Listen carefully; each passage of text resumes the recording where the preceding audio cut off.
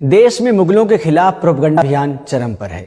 ऐसे में ज़रूरी है हम जाने मुगलों का हिंदुस्तान कैसा था। तो चलिए शुरू करते हैं। जब मुगलों ने पूरे भारत को एक किया तो इस देश का नाम कोई इस्लामिक नहीं बल्कि हिंदुस्तान रखा। हालांकि इस्लामिक नाम भी रख सकते थे, कौन विरोध करता। जिनको इलाहाबाद और फैजाबाद चुभता है वो समझ लें कि मुगलों के ही दौर में रामपुर बना, और तब तक भी बना जब रामपुर एक मजबूत मुस्लिम रियासत थी। नाम बदला जा सकता था, कौन विरोध करता। मगर मुस्लिम नवाबों ने भी रामपुर का नाम नहीं बदला तो सीतापुर भी बना रहा, जो कि वो भी मुस्लिम रियासत थी। अयोध्या तो बसी ही मुगलों के दौर में, रामचरितमानस भी मुगलिया काल में ही लिखी गई।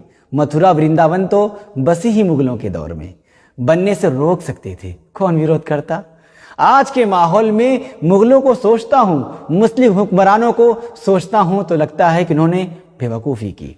होशियार तो ग्वालियर का सिंधिया घराना था, होशियार मैसूर का वाडियार घराना भी था, और जयपुर का सवाई जयसिंह का राजशाही घराना भी होशियार ही था। तो जोधपुर उम्मेद सिंह का भी राजघराना भी होशियार ही था।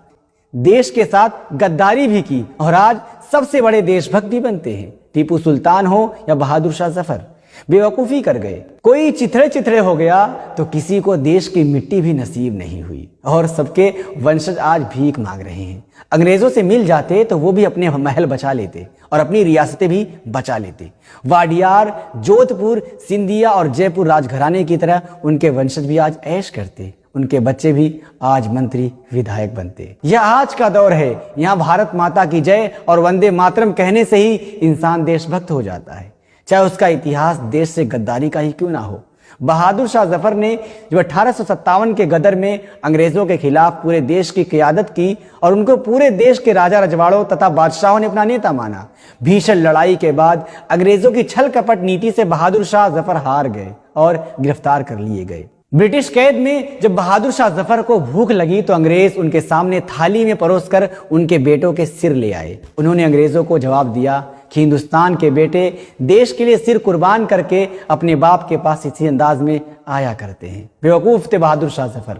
आज उनकी पुश्तें भीख मांग रही हैं। अपनी इस हिंदुस्तान की जमीन में दफन होने की उनकी ख्वाहिश भी पूरी ना हो सकी और कैद में ही वो रंगून और अब बर्मा की मिट्टी में दफन हो गए। अंग्रेजों ने उनकी कब्र की निशानी भी ना छोड़ी और मिट्टी बराबर करके फसल उगा दी।